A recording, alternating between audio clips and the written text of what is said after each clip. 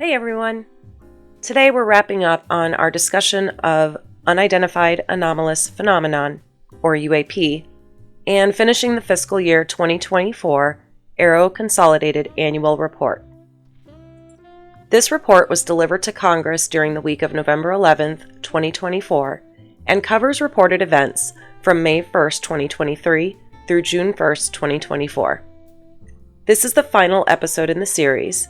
If you haven't seen the first two, be sure to check them out.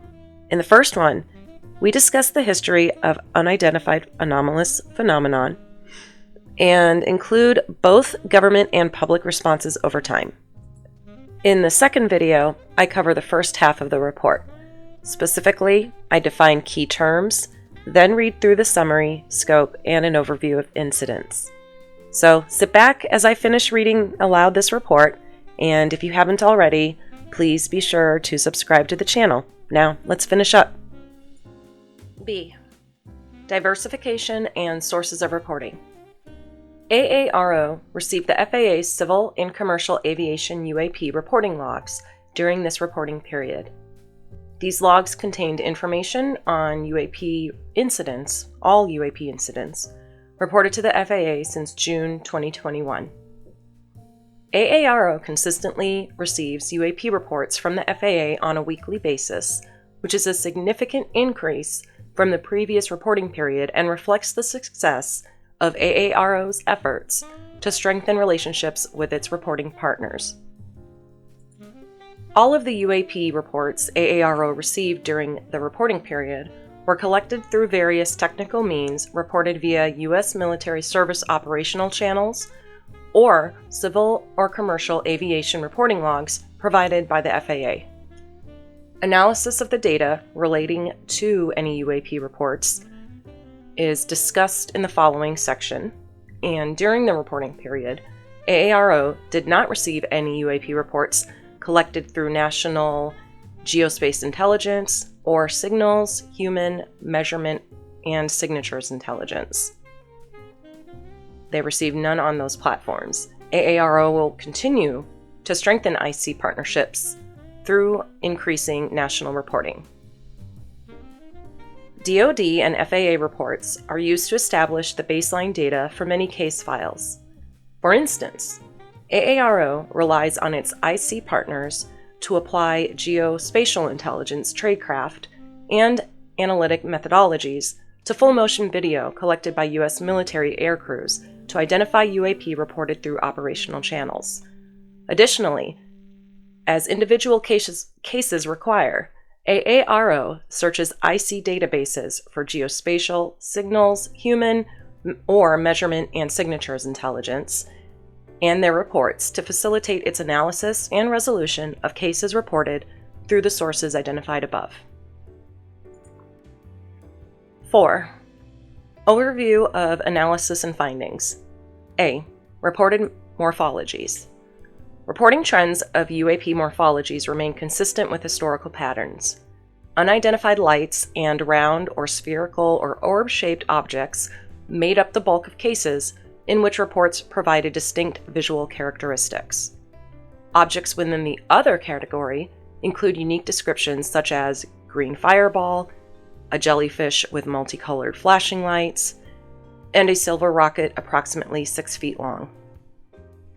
Of the reports AARO received during the reporting period, 170 reports during the reporting period, 22.4% of total, which consisted or contained insufficient or no information to enable a morphological characterization.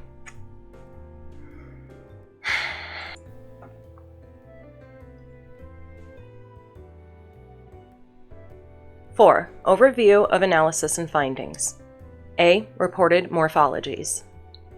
Reporting trends of UAP morphologies remain consistent with historical patterns.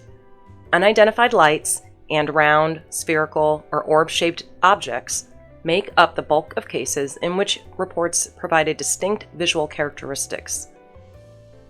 Objects within the other category included unique descriptions such as green fireball, a jellyfish with multicolored flashing lights, and a silver rocket approximately 6 feet long. Of the reports, AARO received during the time period, 170 reports during the reporting period, which is 22.4% of total, which contained insufficient or no information to enable a morphological characterization. B. Reported altitudes. AARO observed no new trends regarding operating altitudes of reported UAP. C. Geographic trends.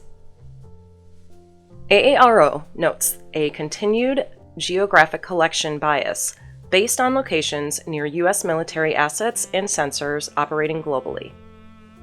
During this report, 81 reports originated from U.S. military operating areas. U.S. military assets operating over the East Asian seas provided 100 reports, and AARO resolved 40 of these cases as balloons or UAS. AARO placed the remaining cases in active archive due to insufficient information to facilitate analysis. U.S. military assets deployed to the Middle East provided 57 reports, and AARO resolved 13 of these cases as balloons, UAS, or satellites. AARO reached a preliminary assessment on 2 of the Middle East cases as possible satellite flares and is working with IC and S&T partners to finalize these assessments through the use of advanced modeling. AARO placed the remaining 42 cases in active archive due to insufficient information to facilitate analysis. D. Notable trends regarding prosaic objects. AARO increasingly receives cases that it is able to resolve to the Starlink satellite constellation. For example, a commercial pilot reported white flashing lights in the night sky. The pilot did not report an altitude or speed, and no data or imagery was recorded. AARO assessed that the sighting of flashing lights correlated with the Starlink satellite launch from Cape Canaveral, Florida, the same evening, about 1 hour prior to the sighting. This sighting occurred in the known orbital path of the satellites. AARO is investigating if other unresolved cases may be attributed to the expansion of the Starlink and other mega constellations in low Earth orbit. In many other cases, birds are commonly misidentified as UAP due to sensor artifacts resulting from compression and pixelation that often renders the object as an amorphous blob or an orb. Electro-optical infrared sensor glare can also cause distortion and distorted pixelation of the object's true shape. Moreover, full-motion video (FMV) analysis, consistent with other confirmed examples of birds in flight, commonly display birds as flickering objects. This phenomena, captured by FMV, is indicative of flapping wings. E. Flight safety issues. Of the 392 FAA reports received during the reporting period, only 1 report mentioned a possible flight safety issue during the event. In this instance, a commercial aircrew reported a near miss with a cylindrical object while over the Atlantic Ocean off the coast of New York. AARO continues to research into and analysis of this case. F. UAS observations reported near U.S. nuclear infrastructure, weapons, and launch sites. Reports from the Administrator for Nuclear Security and the Chairman of the Nuclear Regulatory Commission. AARO received a total of 18 reports from the Administrator for Nuclear Security and Chairman of the Nuclear Regulatory Commission regarding incidents near U.S. nuclear infrastructure, weapons, and launch sites. The Administrator for Nuclear Security and Chairman of the Nuclear Regulatory Commission categorized all these incidents as UAS. 10 of the reported UAS flew over protected areas for a duration less than 5 minutes. 2 instances involved longer flight times of 53 minutes and 1 hour and 57 minutes, respectively. Flight duration is unknown for the remaining 6 cases. 16 cases involved only one UAS, while the remaining 2 cases each reported 2 UAS involved in the event. In one instance, the UAS entered and departed the protected area twice. On-site security observed UAS in at least half of the UAS cases. On August 3, 2023, the D.C. Cook Nuclear Power Plant security recovered a crashed UAS that was given to Berrien County, Michigan local law enforcement, LLE. AARO has no further information about the crashed UAS. During October 10th through 15th, 2023, USPER BWXT, formerly known as USPER Babcock and Wilson Nuclear Energy, fuel cycles facility in Lynchburg, Virginia, observed UAS flyovers for 6 consecutive nights. Only one UAS system was spotted in each occurrence, and there is no such data on estimated flight duration for each occurrence. G. AARO possesses no data to indicate the capture or exploitation of UAP. AARO is working with mission partners to formalize a process in which the event UAP material is captured, drawing on current USG capabilities and reporting procedures. H. No health or physiological impacts from UAP incidents reported. AARO received no reports suggesting any observers of UAP suffered any physiological impacts or adverse health effects. The DoD acknowledges that health-related effects may manifest at any time after an event occurs. Therefore, any reported health implications related to UAP will be documented and reported if they emerge. 5.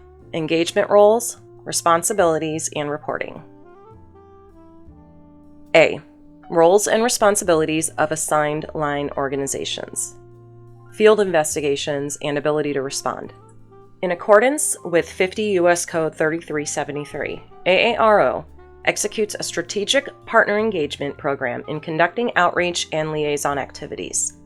Components include the DoD, federal, tribal, state, and local law enforcement, counterintelligence or CI, and security agencies, as well as other executive branch entities and foreign partners in support of AARO's UAP mission. AARO continues to work with the military services, combatant commands, and others to support and refine their development of mitigation and response plans to include robust reporting processes. In May 2023, the Joint Staff, or JS, issued a UAP Gen Admin message directing combatant commands and services to report all UAP incidents, incursions, and engagements to Combatant Command Joint Operations Centers, Service Watch Centers, and respective CI elements, no later than 96 hours after the event. Scientific, technological, and operational analyses of data. As designed by the SecDef and the DNI, AARO has partnered with the following organizations to leverage available resources and expertise and establish the scientific and technical foundation necessary to execute the AARO mission. They are Oak Ridge National Laboratory, ORNL, provided analysis for material claimed to be from a UAP. ORNL will continue to assist in any future physics-relevant case analysis. The Air Force Research Laboratory provides research on air and space-borne sensing technology and more general assessments of propulsion, stealth, and other emerging capabilities, which may be operational in the next few years. Georgia Tech Research Institute, GTRI, developed the Gremlin sensor architecture, described in additional detail later, which will be deployed in first quarter fiscal year 2025 to support pattern of life analysis. GTRI will continue to support sensor architecture analysis, development, and operations.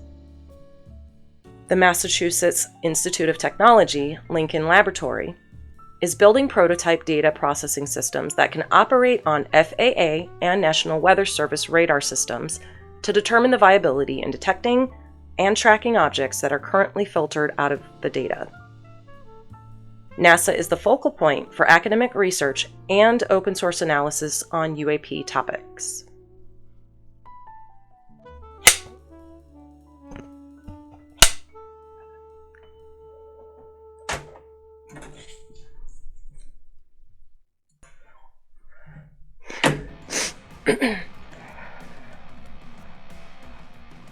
B. Mechanism for authorized reporting. On October 31, 2023, AARO launched the www.aaro.mil website, featuring a secure reporting system for current or former U.S. government USG employees, service members, or contractors who claim to have direct knowledge of purported USG programs or activities related to UAP dating back to 1945, to contact AARO and submit a report. All information shared via this process is protected as personal and confidential and can generally only be shared with AARO staff for the purposes of contacting individuals for interviews. AARO is authorized by law to receive all UAP-related information, including any classified national security information involving military intelligence or intelligence-related activities at all levels of classification, regardless of any restrictive access controls, special access, or compartmented special access programs. There is no restriction on AARO receiving any past or present UAP-related information, regardless of the organizational affiliation of the original classification authority within the department, the IC, or any other USG department or agency. 6. AARO Program Updates. A. Analytic Division. The majority of AARO's case holdings remain unresolved due to a lack of data needed to further analyze. Without sufficient actionable data, these cases cannot be researched or analyzed. For the cases that merit further analysis, AARO continues to work closely with its IC, DoD, and S&T partners to facilitate additional collection and conduct analysis using advanced techniques such as modeling and simulation. B. Operations Division. AARO continues to work with the services as the most critical executors in detecting, collecting, and reporting UAP. AARO also initiated USG working groups to address UAP in the space and maritime domains. C. Science and Technology Division. AARO is developing an S&T plan that discusses how AARO is approaching the UAP problem set in a scientifically and technically rigorous manner, as described by 50 U.S. Code 3733. The plan outlines the challenges facing UAP detection and identification, such as a lack of high-quality sensor data and a series of gaps in the scientific knowledge base. The plan presents a way forward on incorporating relevant sensor technologies, advanced data processing capabilities, and maturing the UAP-related sciences to minimize the identified challenges. AARO has begun collections using a prototype sensor system, Gremlin, for detecting, tracking, and characterizing UAP. Gremlin demonstrated functionality and successfully collected data during a test event in March of 2024. The next step for Gremlin is a 90-day pattern of life collection at a site of national security. AARO S&T, in coordination with ORNL, wrote a report for the materials analysis of an alleged UAP and posted the analysis on AARO's website. Future efforts include publishing requested supplemental data that further reports the report assessment. AARO S&T has published a number of educational reports identifying key artifacts that arise from sensors, to include parallax effect and Starlink flaring, producing performance characteristics of phenomena seeming to exceed state-of-the-art capabilities leading observers to perceive and report those sensor artifacts as anomalous phenomena. AARO S&T continues outreach across government, industry, and academia through multiple efforts, including participating in National Science Foundation-sponsored workshops, speaking at conferences, and working with entities like the Office of Science and Technology Policy to explore ways to improve whole-of-government coordination activities. D. Strategic Communications Division. AARO updates its public-facing website with declassified UAP data and footage, case resolutions, UAP analytic trends, and other information about its mission. AARO's website also hosts the secure mechanism for authorized reporting of UAP programs or activities by current and former USG employees, service members, and contractors. On April 2024, AARO re-engaged on its X account to share information and updates with the UAP community of interest on social media. In March 2024, AARO released its Unclassified Historical Report Record, Volume 1, to the public via its website, and AARO's director briefed congressional oversight committees and the media to explain the report's findings at the appropriate levels of classification.